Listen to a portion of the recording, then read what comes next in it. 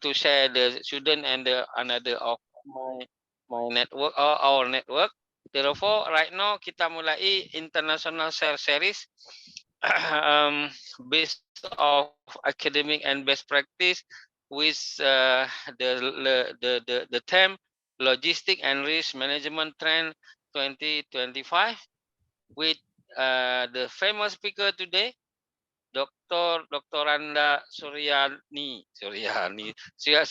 Purnama, Magister Management, senior lecturer from Esa Unggul University Jakarta, and TS Dr. Maslan bin Haji Muhammad Zahid dari University Kuala Lumpur, Malaysian Institute of Technology, MITEC Johor, with the topic drop trailer method in haulage industry. Jadi Ibu Ari, nanti Ibu tanya atau Encik Maslan beritahu di Malaysia sekarang dosen-dosen pada ingin mendapatkan satu tambahan semacam skill TS tulisannya di depan nama mereka itu ada TS, itu nanti akan dijelaskan itu keahlian apa, karena banyak dosen di Malaysia sekarang kalau tidak ada kata TS ini macam dia belum update lagi. Nah, jadi di Indonesia tidak dikenali TS ini, kecuali TS Reza itu agak terkenal sedikit lah, paling enggak di Esa Unggul gitu.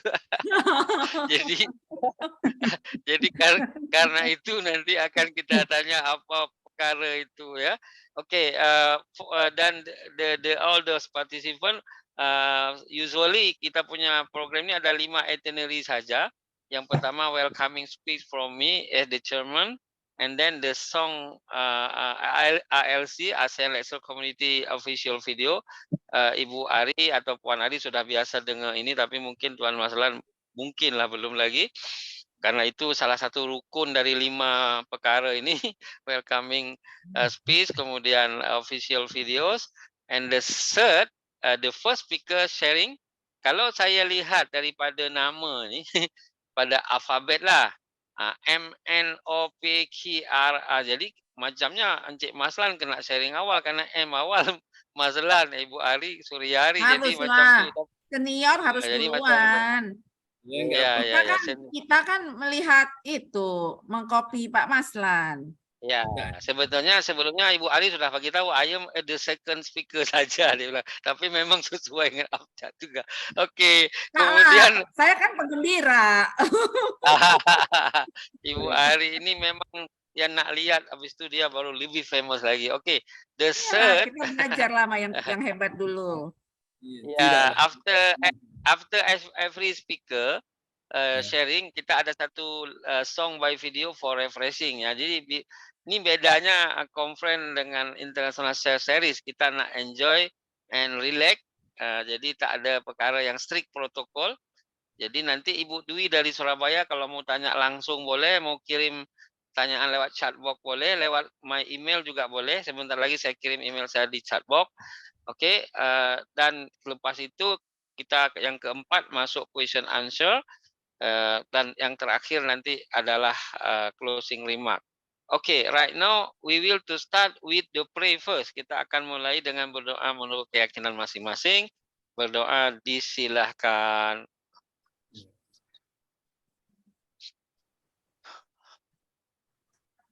Terima kasih. And the second agenda is ini silaturahim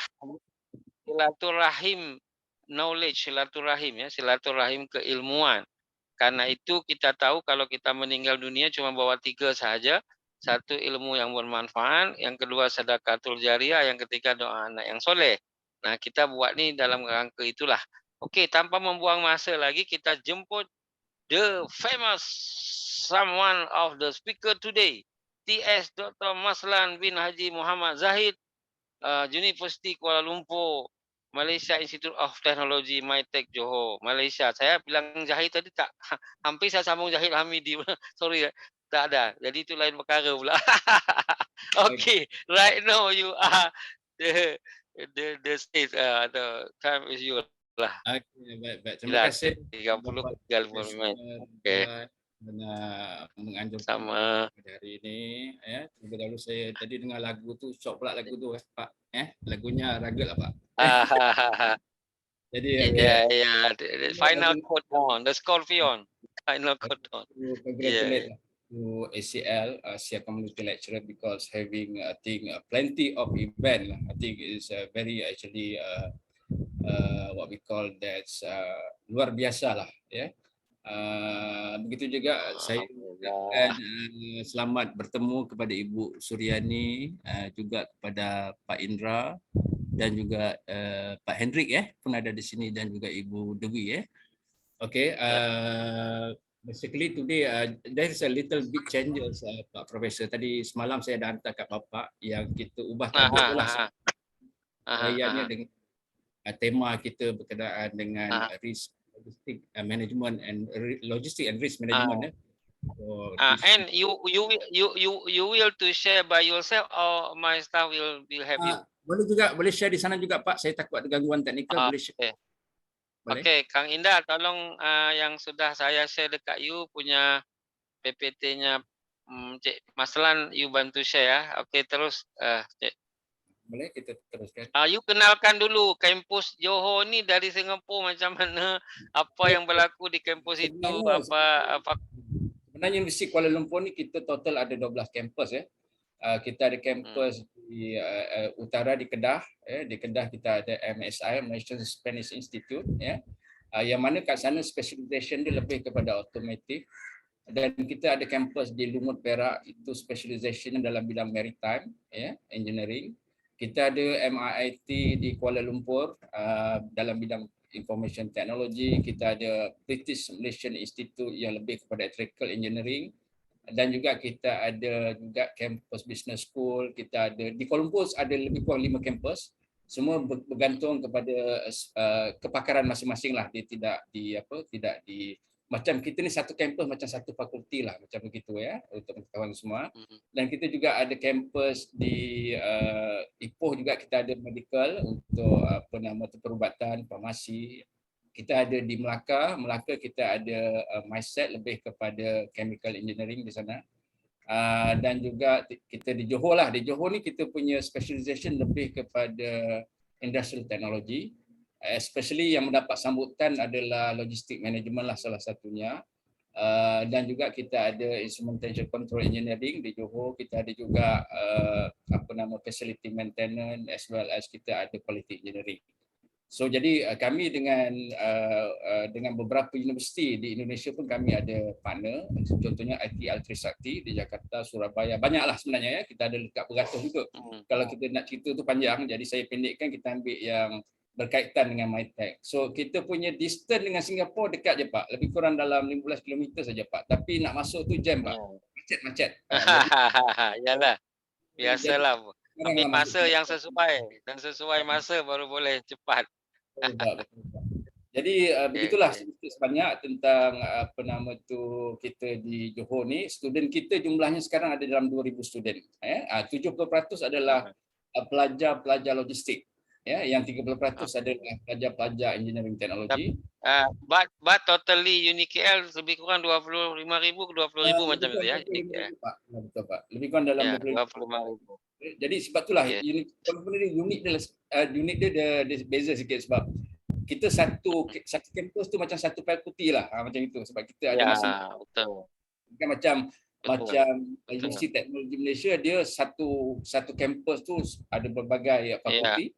Dia combine everything lah, Jadi as everybody lah, kita di UniKL kita actually kita ni sebenarnya di bawah agensi Majlis Amanah Rakyat, MARA adalah government body that actually administrated our university lah, Sebenarnya kalau ikut sejarahnya UniKL ni ditubuhkan sebabnya menggantikan ITM, Institut Teknologi MARA, yang kita panggil yang diambil oleh diambil oleh government pusat betul Pak. Jadi government ambil sebagai Institut Pengajian Awam, jadi MARA tak ada universiti, jadi dia establish baru. Yes. 2012. Ya betul Pak. Okey, boleh saya teruskan Pak Yup.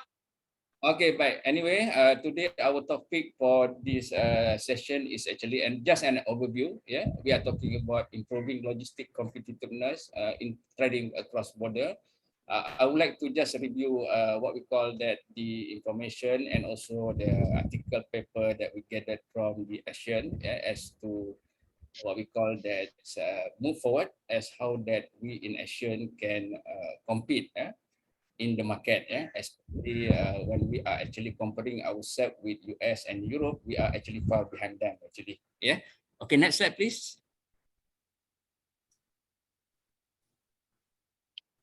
Next slide. Okay, the content of today's presentation will be consist of the introduction. Number 2, I'm going to discuss about ASEAN logistic network competitiveness versus China. Number 3, that will be discuss about world top 10 logistic companies that is now dominated the market. Number 4, that we are going to talk about the logistic performance index or LPI, followed by the strategic objective, key initiative, and lastly the conclusion. All right, next.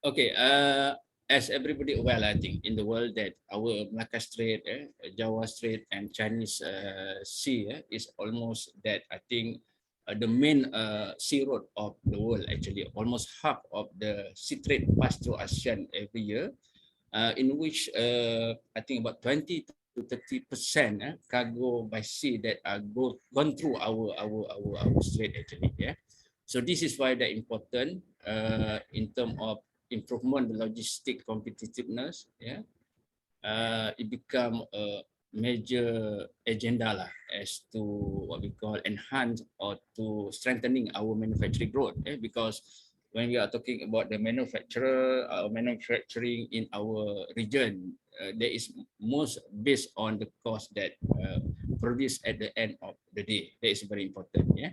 So that is important. That's why we need to assess the specific problem in our area. Yeah.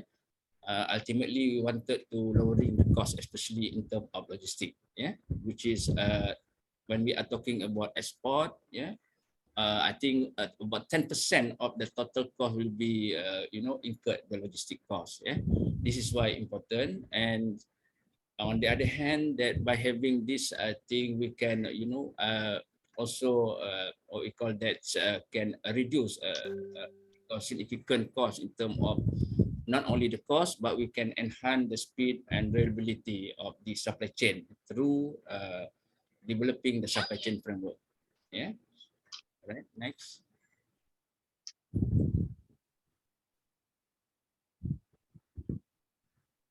Okay. This is actually include by I think collecting the data, and we need to analyze the time and cost required for goods that cross the border. Consists of the land, sea, rail, or air. Yeah. So this is a thing that need to be identified as to address the key problem, which is that definitely will relate to the trade and the investment lah. Yeah. Especially in terms of the custom and the logistic cost, which is when we are comparing this with other countries, that is still considered higher, based on the international benchmark. According to the data that showing that the logistic competitiveness is very important, yeah, as for ASEAN to maintain a strong what we call that development in terms of, I think everybody also aware the wages and the other costs also what we call that rise according to the current situation lah. Yeah. Okay, next.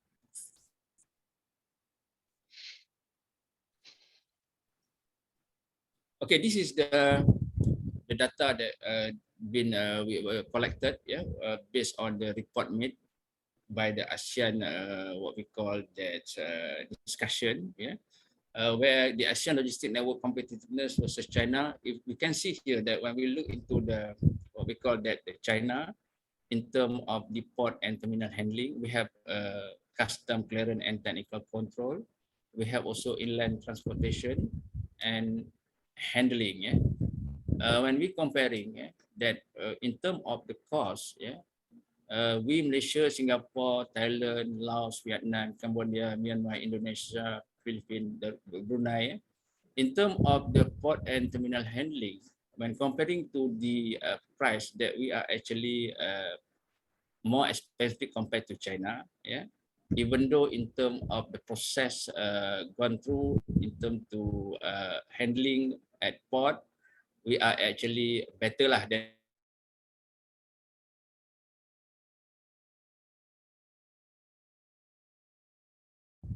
actually just about very I cannot read lah here. Let me check my. It's about $160 yeah, comparing to China. And then in terms of the day taken to complete the task is about 3 days. Yeah. While for, let me check. Because sorry Pak, dia punya technical tak clear lah Pak dekat dalam gambar. Okay. In terms of custom clearance in China, it will cost about $80. The time taken to complete the task 3 days. And for inland transportation and handling in China, the cost incurred is about $115. Time taken 2 days, comparing to the rest of the ASEAN member lah, like Malaysia, Singapore, Indonesia, and so on and so forth. So in the sense of the port and terminal handling is very significant, what we call that amount incurred, where I think even though, for example, like Malaysia, we can complete the task for port and terminal handling about 2 days, but the cost incurred is about $120, comparing to China, for example. Same goes to the custom clearance and technical control. China incurred $80 for 3 days, but we are actually incurring about $60 for only 1 day. So I think it is actually almost similar. But in the term of the inland transportation and handling, in China, that it cost them about $115 US within 2 days, while in our case, for example, in Malaysia, we incurred about $260 for 3 days time taken to complete the task. So from here that we can see that things it is actually quite in terms of the cost is the cost incurred for the what we call those 3 items in our region is higher comparing to China. But in terms of the speed, speed mostly we are better compared to China. So this is where that the result shown. Okay, next slide, please. Next slide. Okay, according to the report, world top 10 logistic company were dominated by the Europe and US. For example, UPS actually holding the market share about 23.2%. Deutsche Post is actually holding 21.7%. Federal Express is holding about 21.2%. CSX Transportation 12.4%, Expo Logistics 5.4%, C.H. Robinson about 5.4%, Canadian National Railway 3.5%, Expediter International about 2.6%, Ryder Supply Chain Solution 2.4%, and J.B. Hunt about 2.3%. So this is to prove that the price that at the region in Europe and US is more what we call competitive, comparing to us actually, because the market share for the world market share, global market share of logistics being being dominated by US and Europe company. Okay, next slide please.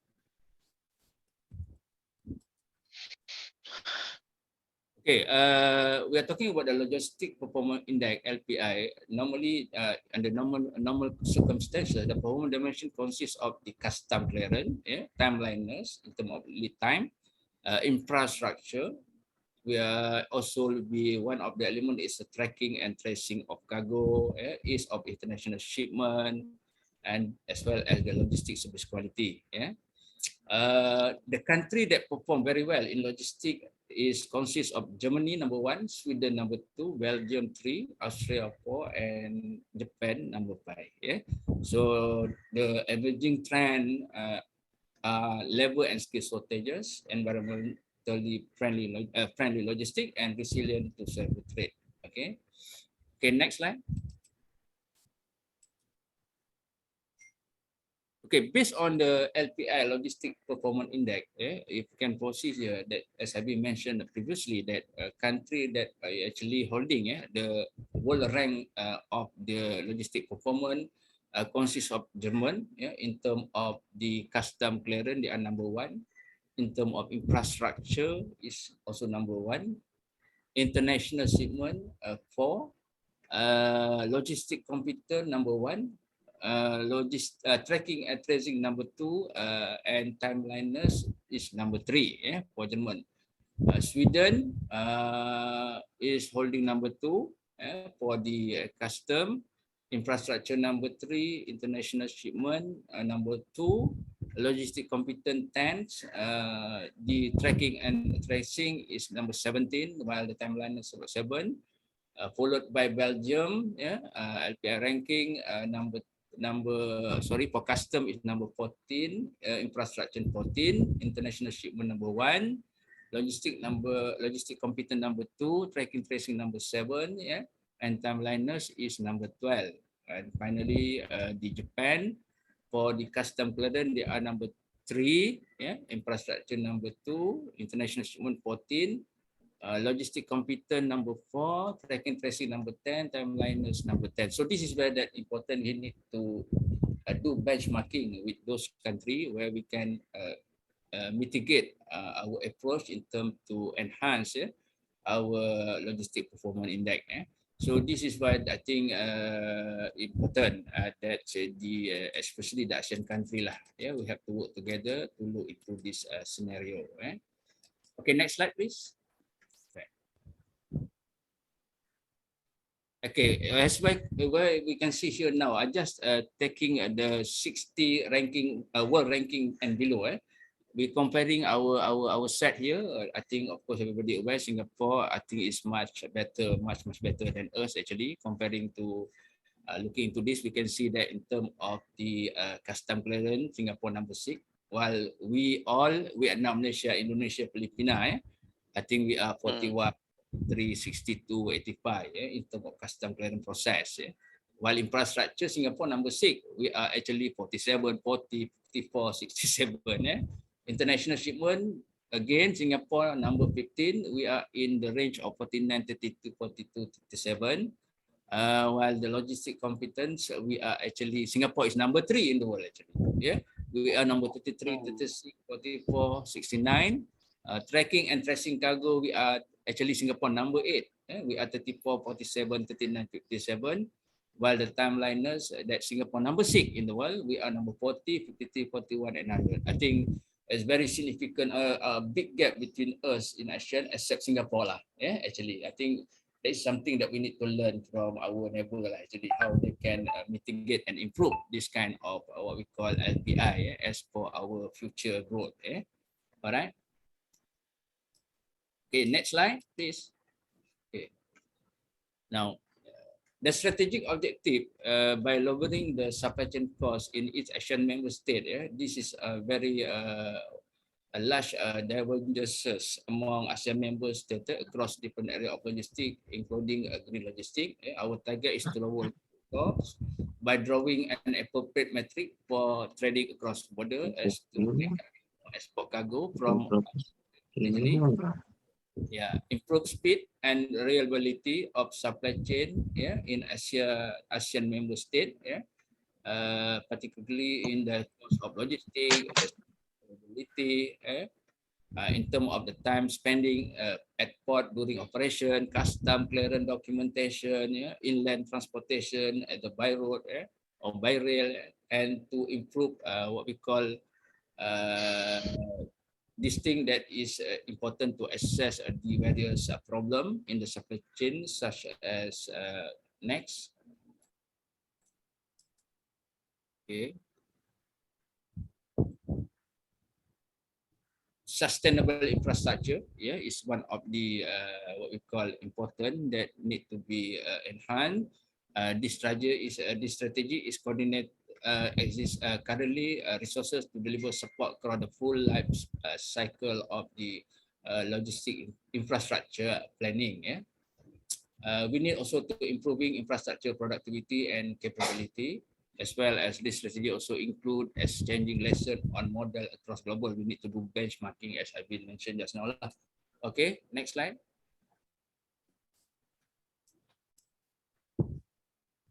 Besides that, in terms of digital innovation, as I think reported by the what we call our Matrade, digital technology in ASEAN could potentially be worth of about $625 billion by 2030.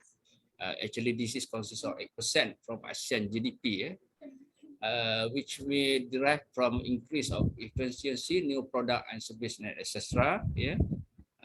Capturing this opportunity require the establishment of a regulatory framework for the delivery of new digital services, including the data management, data financial services, support for the sharing of best practices on open data, and equipping micro, small, and medium enterprise as well with the capability to access this new technology. Okay. Next, please. Next will be the enhancing of state connectivity.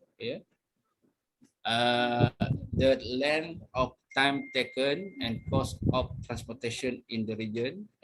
This is one of the what we call need to be looked.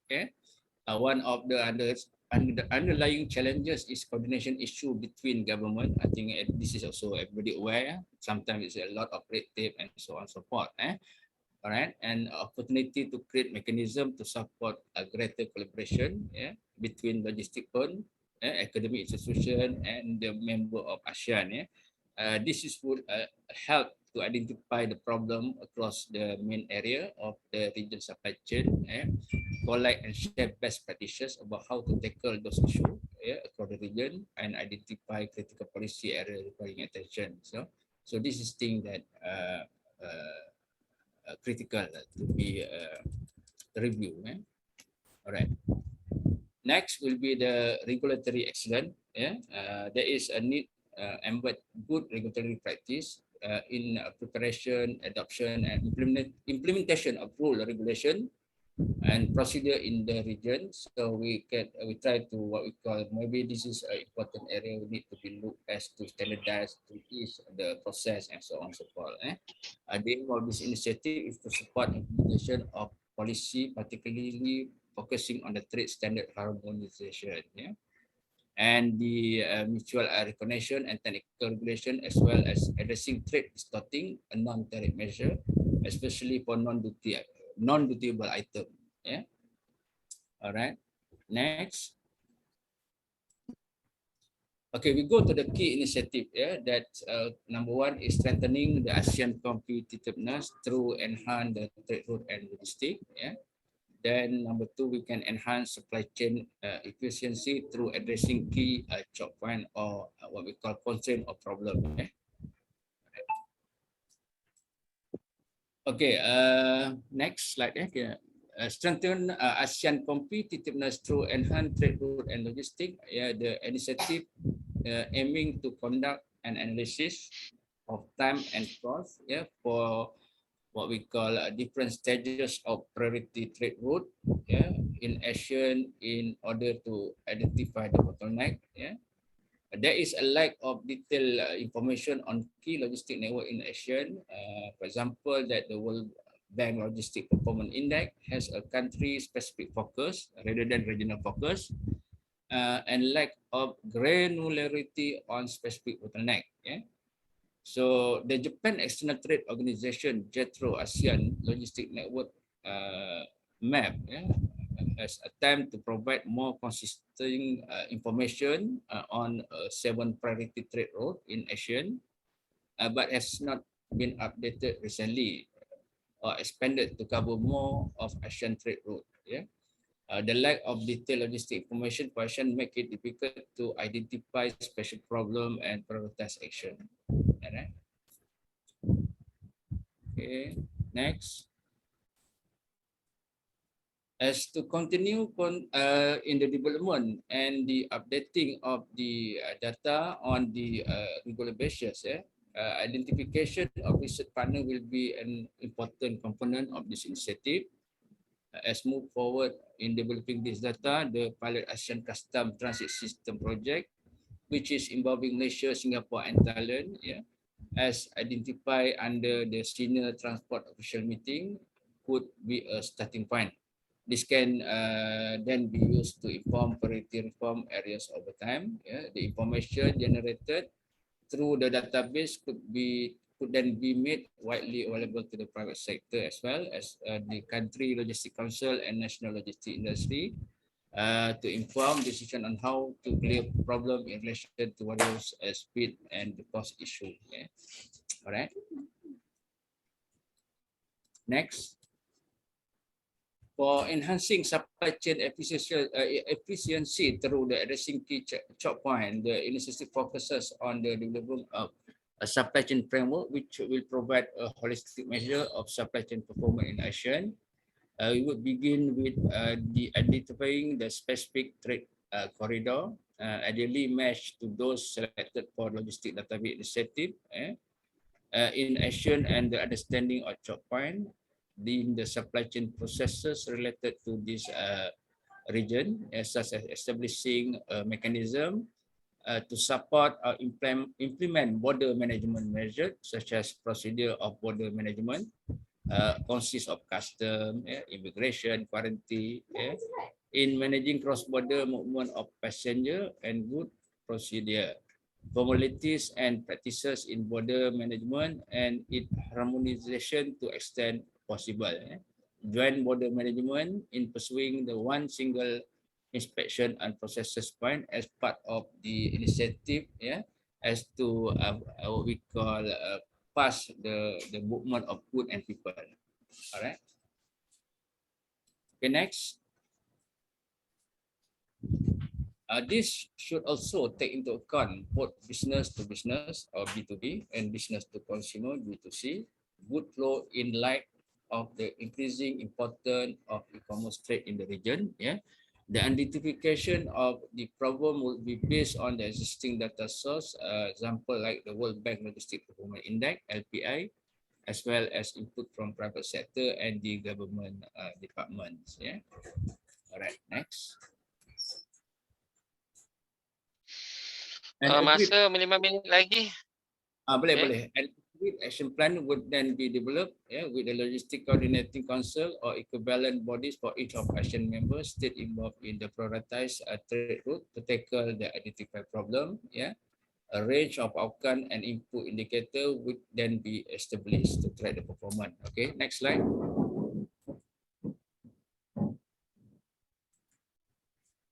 Okay, the input indicator would be developed to track progress. Forum would be organized as strategic transport plan intend to establish a formal platform given the variety of different working group. They also can play critical coordinating role to support the implementation of the strong focus and target. To make it short, next, clear government and ownership. Next. And present of skill, incentive and finance, and proactive stakeholder engagement, healthy performance management. I think this is thing that important. And finally, we go to the conclusion since the time is what we call that just a few more minutes. So in conclusion, boleh Pak ya, saya buat conclusion terus lah Pak ya, bisa ya? Yes. Okay. Implementing the initiative are not an easy actually approach. The complex process require extensive what we call cooperation and coordination among the various stakeholders, and it can take so several years or many years to become fully functional. Anyhow, the long-term benefits substantially outweigh the cost, and the actual integration can be done in the phases. Most economies start with relatively simple solution and progressively. A good performance on the trading cross-border indicator is associated with lower logistic costs. As I mentioned, we are talking about how to put down and reduce down the cost and acceptable range as comparing to the US and Europe. And I think this can work to improve our competitiveness in the market in the sense of our logistik performance. I think that's all, Pak Profesor. Thank you very much, Pak Profesor. Yes. Yeah. Thank you. Sama-sama. Bagus. Logistik very universal overview is very good. Macam tadi saya kata biar Encik Maslan tahu, Ibu Ari yang paham. Sekarang kita ke second speaker lah ya, menyangkut logistik saja dan risk management trend 2025. Ibu Ari, are you ready to Oke, share right now? terima kasih. Terima Sama-sama. kasih Pak Reza. Sawadee Saya terima kasih untuk kesempatannya pada hari ini disuruh berbicara tentang logistik. Sebenarnya saya nggak pakar Pak di bidang ini dan saya juga tahunya sedikit risk gitu ya. management, you are the management business, right? Risk management. Di sini saya akan berbicara sih sebenarnya tentang logistik Bapak. Wow. Ya, Wow. karena kebetulan saya juga mengajar mata kuliah MRP. Oh. Nah, jadi, bentar Pak ya, saya share materi saya. Jadi saya di sini akan sharing tentang bagaimana perkembangan logistik halal di Indonesia. Bagus nih, Karena halal. kebetulan menarik, manajemen menarik. halal ini merupakan salah satu fokus konsentrasi saya di Esa Unggul Bapak. Jadi kami di Esa Unggul ini akan mendirikan pusat manajemen halal.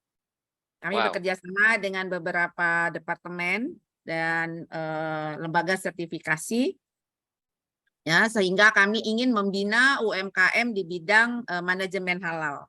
Nah, ini bicara manajemen halal ini luas banget, tapi kali ini saya akan berbicara tentang logistik halal. Gitu ya.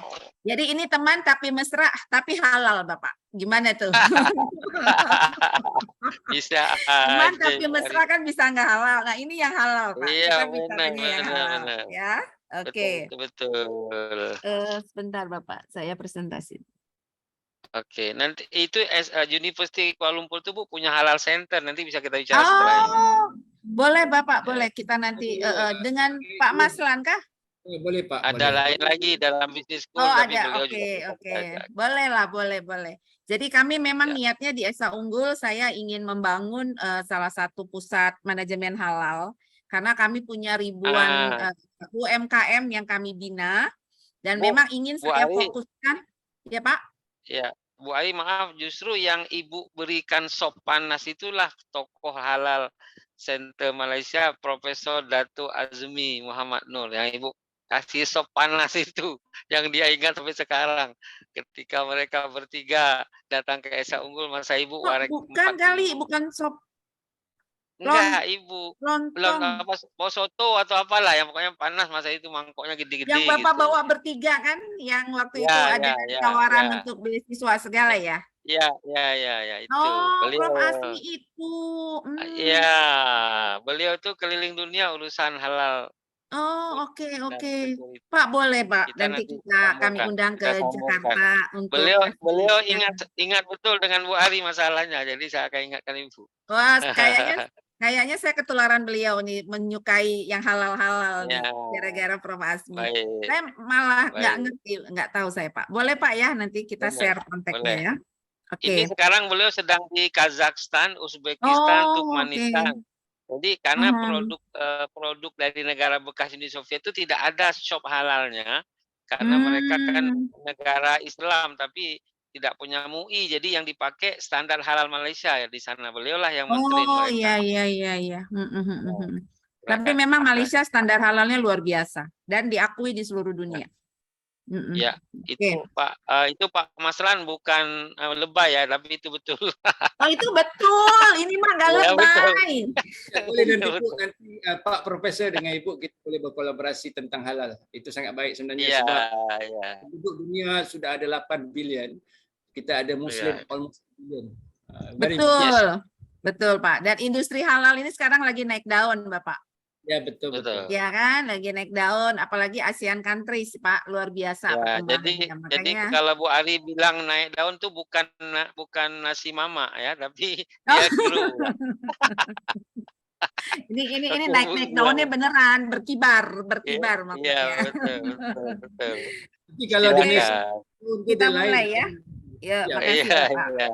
Jadi Silakan. saya kenapa berbicara tentang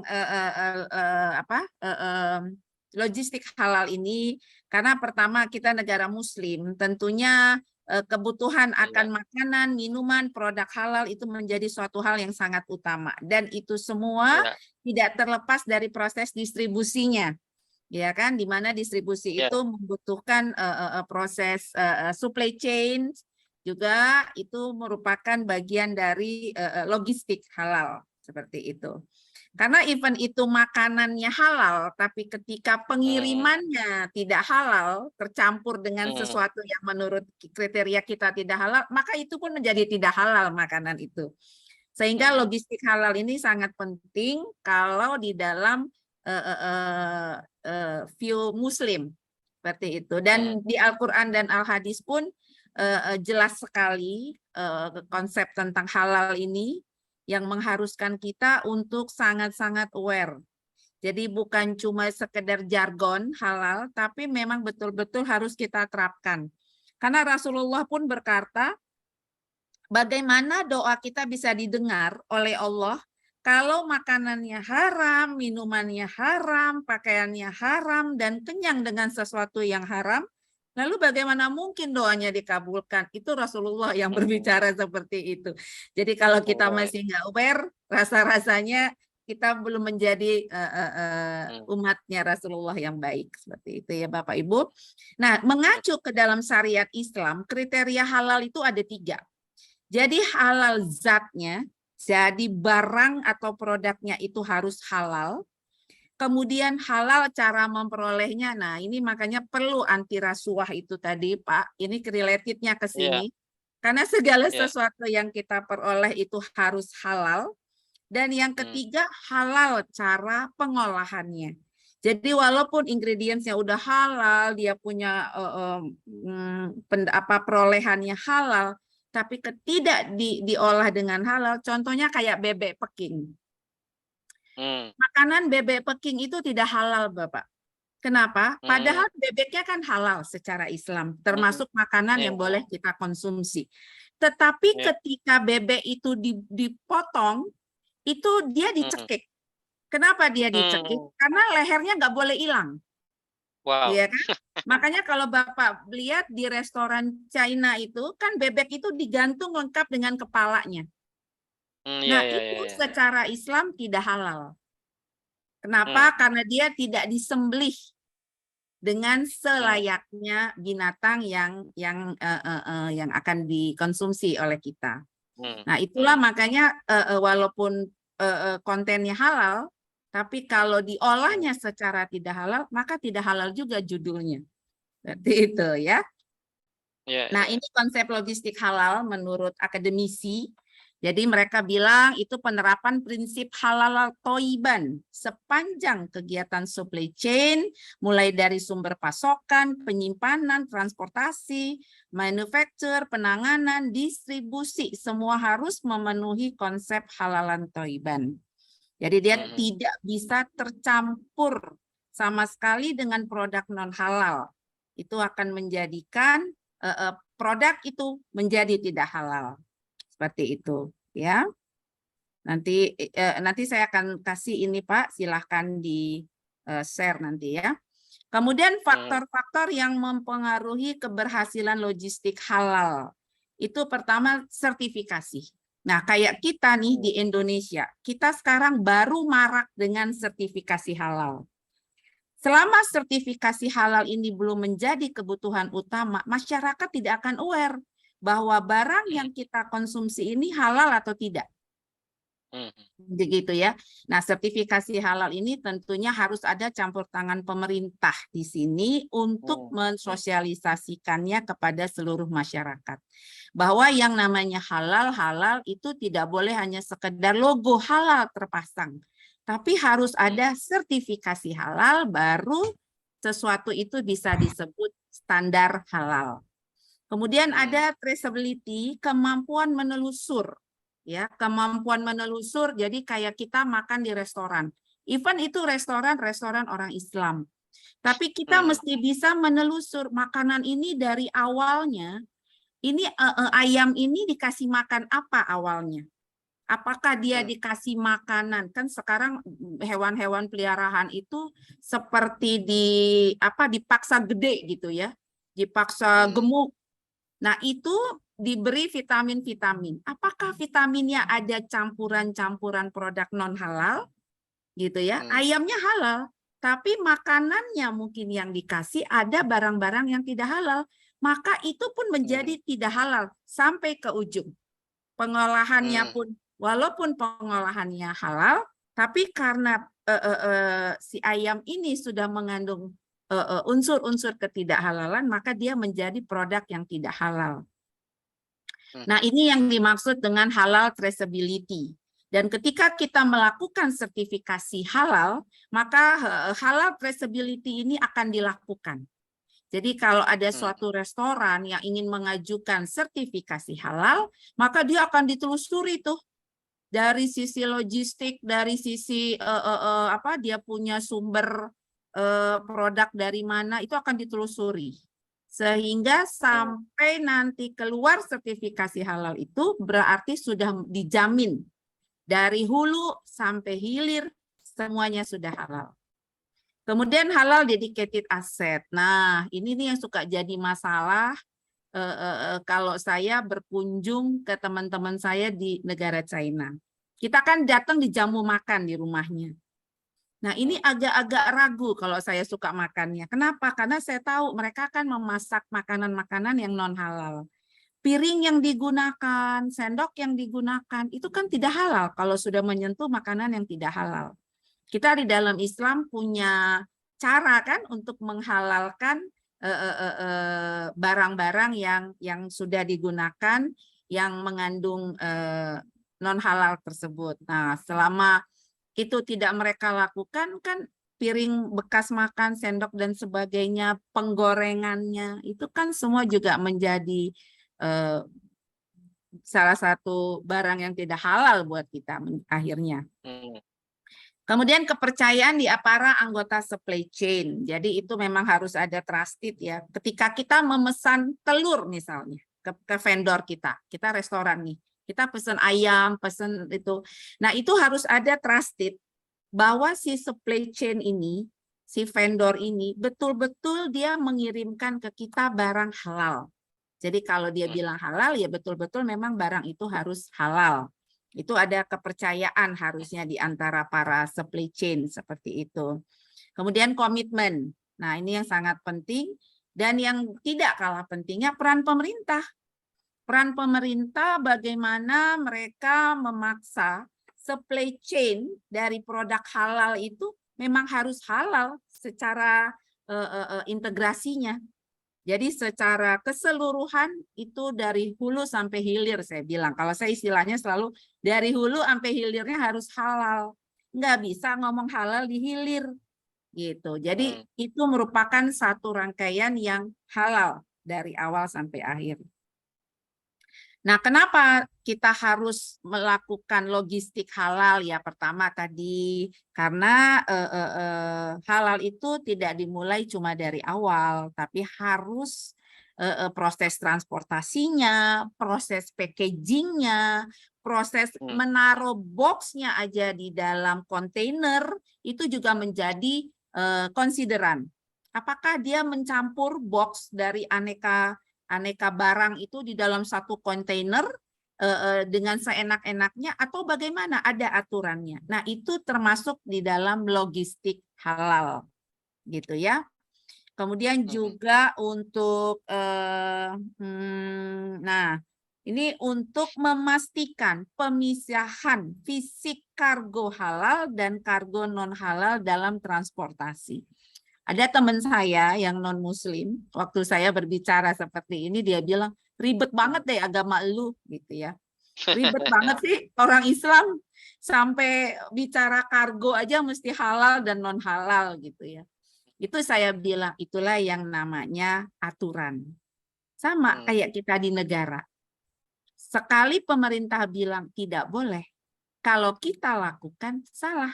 Nah, begitu juga agama. Saya bilang kebetulan agama saya agak strict bicara halal dan tidak halal.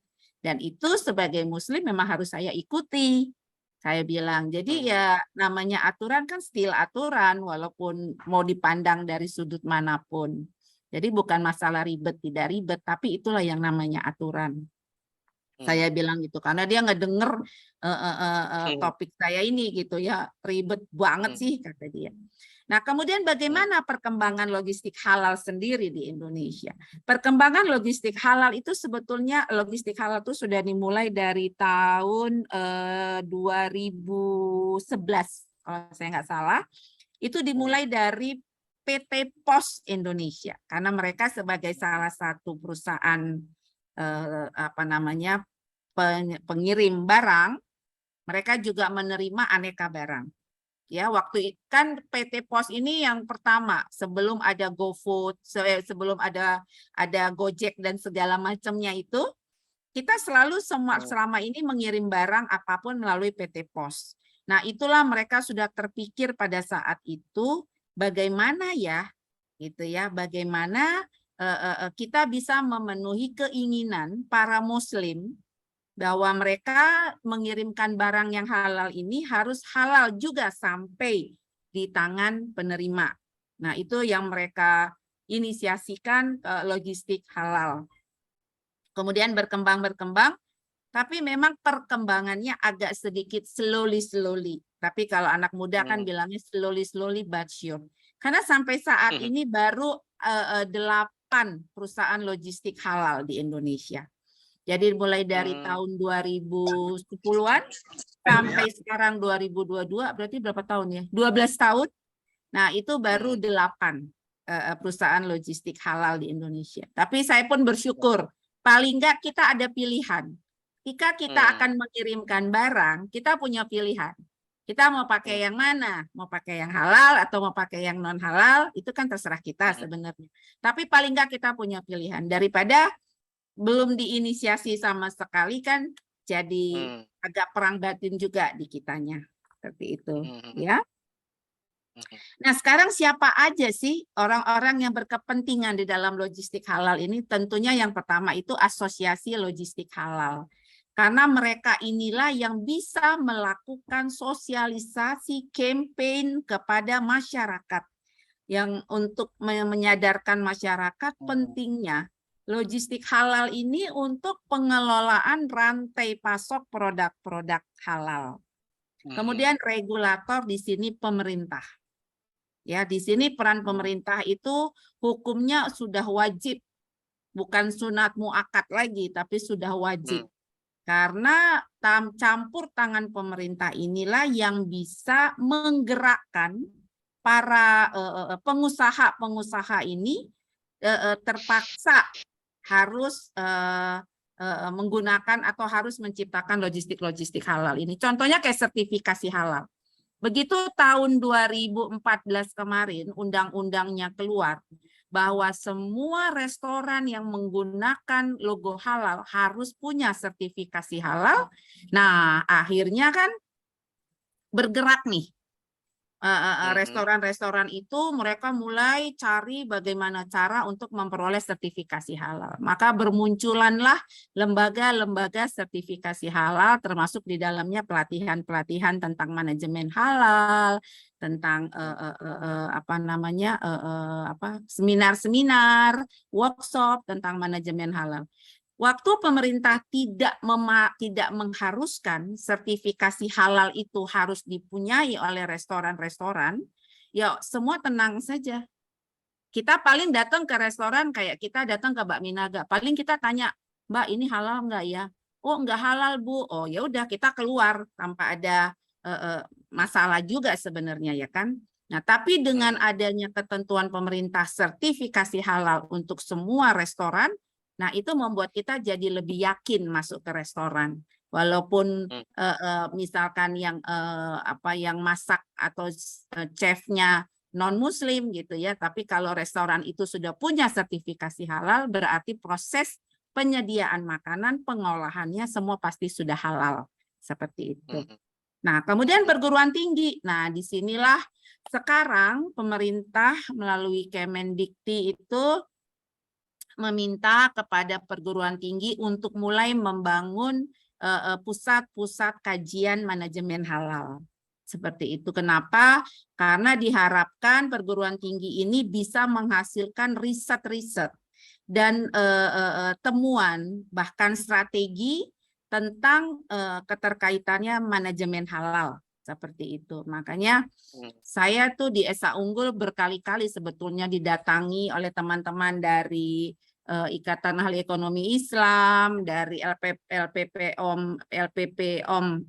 POM MUI gitu ya.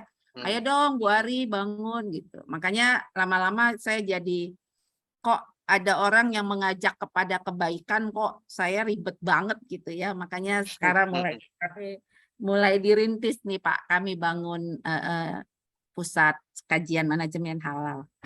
Kemudian penyedia teknologi. Sekarang itu blockchain ini menjadi salah satu alat ya, menjadi salah satu tools untuk pemecahan masalah di logistik halal. Saya kurang mengerti tentang blockchain-nya, walaupun sudah dijelaskan teman saya berpuluh-puluh kali gitu ya. Cuma karena bukan orang IT nggak nempel gitu. Tapi saya melihat bagaimana hebatnya blockchain itu menjadi salah satu solusi ya, menjadi tools, salah satu tools di dalam pemecahan masalah logistik halal. Nah ini kehebatan dari teknologi. Ya contohnya kayak Gojek. Siapa sangka ya kan? Kita tanpa membayar supir setiap bulan, tapi kita dijemput di depan pintu dan diturunkan di depan pintu lagi, gitu kan? Tanpa kita harus keluar rumah. Kalau taksi kan tetap kita harus keluar rumah mencari. Tapi kalau dengan Gojek itu kan teknologi yang tidak terpikirkan, gitu ya Pak ya. Nah, kemudian ada lagi jasa penyedia logistik halal. Nah, ini yang sekarang di-encourage oleh pemerintah. Ayo dong perusahaan-perusahaan logistik itu mulai merapihkan manajemennya supaya mereka bisa menjalankan logistik halal ini. Kemudian menyiapkan SDM-nya seperti itu ya. Dan produsen. Nah, produsen ini dia yang berperan, kenapa dia yang akan memproduksi produk-produk halal. Gitu. Dan pelanggan tentunya. Kita nih, kita juga harus sedikit cerewet dengan produk halal. Seperti itu. Nah, saat ini di Indonesia, regulasi terkait halal itu baru undang-undang tahun 2014. Sebetulnya kalau sebagai regulasi ini masih sangat-sangat rendah sekali. Gitu ya. Sampai dari tahun 2014 sampai sekarang 2022 baru ini senjatanya. Dan ini berbicaranya bukan cuma logistik halal, tapi ini berbicaranya tentang halal industri. Dan belum ada turunan-turunannya. Kan kalau undang-undang bicaranya masih global. Kita sementara di bawah sektor real itu butuh kan detail. Ya mungkin peraturan menteri, mungkin peraturan gubernur yang lebih detail bagaimana mengoperate. Tapi sampai saat ini ya saya bilang sih sama teman-teman kita tidak putus asa. Pasti akan ada nanti satu titik semua itu akan clear dan akan keluar segitu. Sekarang kita tetap menunggu. Nah, tapi tidak berarti kita tidak melakukan apa-apa. Walaupun sedikit, kita tetap harus maju terus, saya bilang. Nah, apa sih peluang-peluang yang terkait di dalam bisnis halal ini? Banyak banget, ya. Banyak banget peluang-peluangnya. Yang pertama jasa logistiknya, gitu ya, agen-agen untuk pengiriman barang. Kemudian solusi dari IT, ya, solusi dari IT seperti bisa menciptakan aplikasi-aplikasi seperti Gojek. Gojek itu kan sebetulnya transportasi dan logistik juga sekarang. Mereka mulai merambah dengan mereka juga sekarang punya GoBox, punya GoSend gitu ya. Nah, kalau untuk makanan mereka punya GoFood. Itu kan sebetulnya logistik bidang juga mereka udah masuk. Kemudian jasa halal logistik, Pak. Ya sekarang kan sudah ada tuh hotel halal, restoran halal, kemudian ada taman halal, ya. Ada salon halal, bengkel Nah, halal. salon halal, tempat pijat halal, ya kan. Jadi sekarang tuh udah mulai berkembang industri halal itu, gitu ya. Kemudian pengembangan dan pemeliharaan aset, jasa konsultan rantai pasok. Nah, ini mungkin kalau kita orang perguruan tinggi gitu ya bisa masuk dari sisi ini. Kemudian perancangan dan pengadaan bahan, dan itu kan mereka semua butuh, misalkan kayak mau bikin produk halal, pabrik ya, pabrik untuk produk halal. Nah, itu kan semuanya butuh integrasi tuh, bagaimana menghandling, bagaimana layoutnya, bagaimana pengirimannya, semua itu bisa masuk di dalam industri ini. Kemudian pelatihan, dan ini paling penting, penyiapan SDM.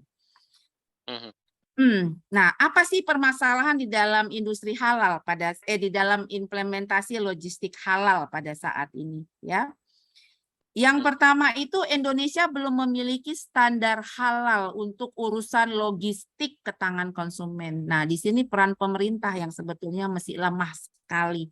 Jadi belum ada regulasi yang jelas gitu ya. Biasalah manusia itu kalau nggak dipecut kan kadang-kadang ya jalan aja terus ya kan, pelan-pelan.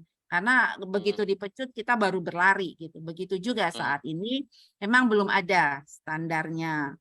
Kemudian belum ada perusahaan supply chain di Indonesia yang memiliki lisensi halal. Nah, ini juga jadi hambatan gitu ya. Kemudian belum banyak industri yang melirikkan bisnis dengan standarisasi halal ini. Kenapa? Sertifikasi halal itu mahal, Bapak. Kemudian standarisasi halal itu juga mahal, costly. Karena kayak ayam. Nggak bisa ayamnya main dipotong sembarangan, nggak bisa. Ada tata caranya. Nah, itu kan butuh effort, Pak, butuh biaya. Sehingga banyak restoran itu, udahlah, dia nggak usah, orang-orang Islam nggak usah makan di sini, nggak apa-apa, non-Islam masih banyak kok gitu. Karena saking mahalnya standarisasi itu untuk sertifikasi halal itu ya. Kemudian kepeloporan Malaysia dalam halal supply chain ini juga menjadi ancaman karena mereka sudah jauh banget kemajuannya dibandingkan kita. Kemudian belum tertatanya regulasi dan sistem jaminan halal di Indonesia. Ya itu saya bilang, jadi memang pemerintah kita masih setengah hati sepertinya gitu ya. Di sini nggak ada orang pemerintah kan Pak Reza ya, aman ya? Ada saya pemerintah kelurahan tingkat bawah. Jangan sampai saya dijemput nanti Pak, nanti jadi satu sama Ferdi Sambo saya. Saya Bu pemerintahan Bu. Kawan Pak, kawan kita. Peace Pak, peace. Saya bagian pemerintahan Bu. Jangan dong Pak.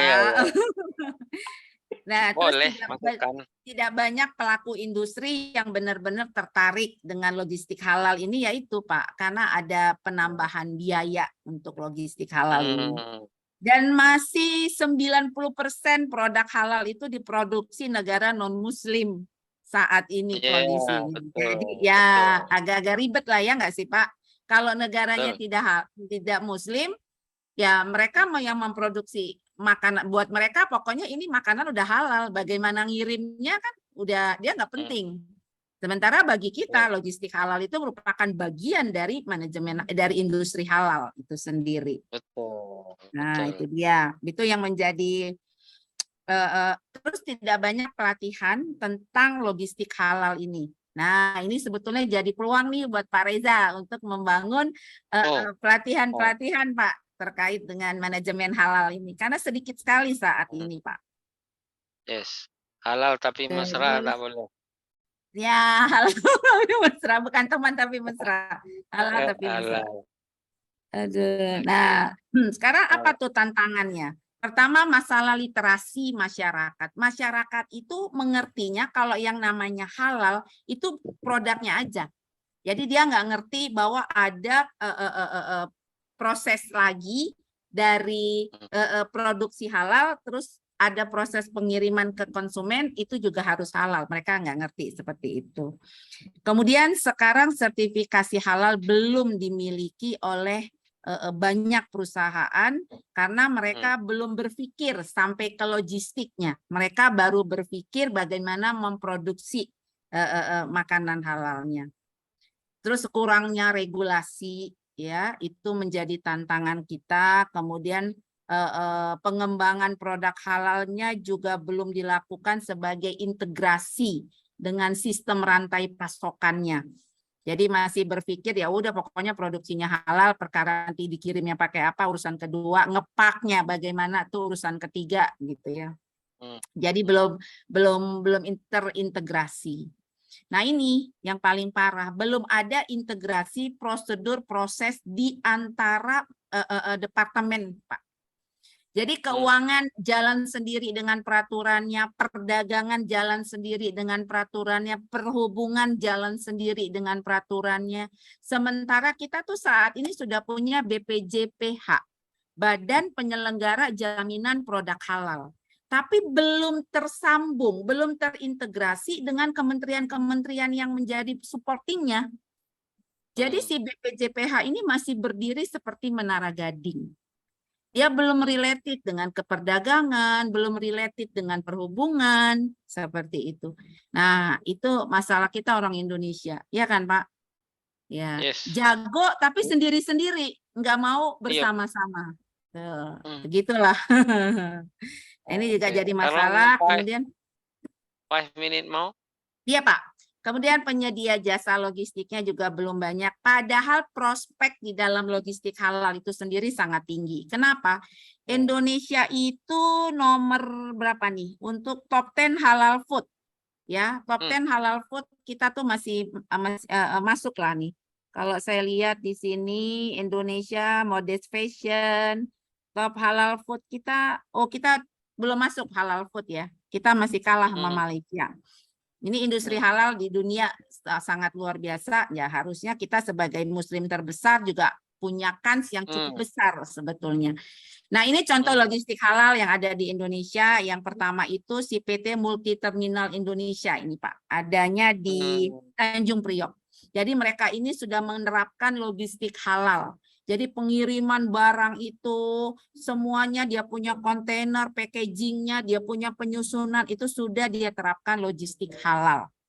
Dan satu lagi PT Banda Gara Reksa, ini sebetulnya BUMN punya, tapi ini sifatnya masih kayak aplikasi Pak. Jadi mereka belum secara real, tapi mereka melakukan membuat aplikasi warung pangan si PT ini. Nah, ini yang terakhir Pak. Jadi saya mengucapkan terima kasih. Mohon maaf lahir batin kalau ngomongnya sangat cepat. Kadang-kadang kita dosen ini kalau ngomong kayak air ya Pak ya, karena kebiasaan berbicara setiap hari gitu ya. Jadi mohon maaf dan kalau ada umur panjang boleh kita bertemu lagi. Sekian dan terima kasih. Wassalamualaikum warahmatullahi wabarakatuh. Salam, sangat jelas dan terukur, jadi tidak cepat juga, tidak lambat juga, it's okay. Good presentation. Saya selalu dikomplain kalau ngomong. From Sari to Dr. Maslan. Oke, saya ambil 2 pertanyaan saja. Right now, logistic relation supply chain very important in economic development. Russia and Ukraine war very impacted right now regard supply and demand situation. Now, especially regard Southeast Asia, what challenges and trend where we must to look or see seriously for the future. Itu dia tanya tu lah, macam mana ni keadaan berkaitan dengan Southeast Asia supply chain ni supaya esok jangan pula kita berlaku macam dekat Ukraine itu dan Rusia. Ini apakah China apa segala dia buat kacau atau macam mana? You kena jawab perkara itu. And the second, especially in Uniki Air as study program regard logistic and supply chain, what the student get regard the knowledge and skill to become as famous graduate for ready go to work in industry and business operation. Dia lebih tanya kepada you punya program study itu. apa yang famous bagi student, mungkin ramai dari Indonesia kena pergi ke Johor kot. Jadi itu ada 2 pertanyaan untuk Dr. Maslan. And then the question for Dr. Ari, sangat menarik Ibu tentang logistik halal. Saya sendiri baru mendengarkan soal logistik halal, biasanya tentang barang dan dari Risma. Tren halal kini telah menjadi permintaan konsumen dunia Islam maupun non-Islam. Ya. Nah, terkait makanan halal yang hari ini kita konsumsi saat ini, ternyata mata rantainya dimulai dari logistik ya. Saya baru tahu. Bagaimana standar evaluasi logistik halal ya? Sebab yang masuk ke lab LP POM MUI itu kan barang yang sudah siap diteliti. Apakah proses logistik itu juga mereka intai sampai ke belakangnya? Ini sekarang kan lembaga sertifikat halal kan bukan MUI saja, tapi banyak lagi yang lain. Bagaimana kontrolnya? Nah, itu ditanya satu pertanyaan tentang mata rantai evaluasi logistik halal itu, Bu. Kemudian Bagaimana yang kedua, kemudian yang kedua, tadi Ibu sampaikan kalau kita Ibu di Beijing dulu piring, sendok yang dipakai ketika di Beijing belum tentu halal. Nah, namun hotel-hotel bintang 5 di Jakarta misalnya, sebenarnya kan mereka gunakan kitchen atau dapur yang sama. Bagaimana sikap kita kalau mau breakfast? Macam saya jadi ragu nih sekarang. Jadi gimana nih Bu Ari ya? Sebagaimana Ibu Ari beritahu tadi bahwa justru di negara non-Muslim itu halal standardization jauh lebih dominan. Bagus. Kita aja belum masuk 10 besar ya Bu. Belum. Dan sebagai informasi, saya mendapatkan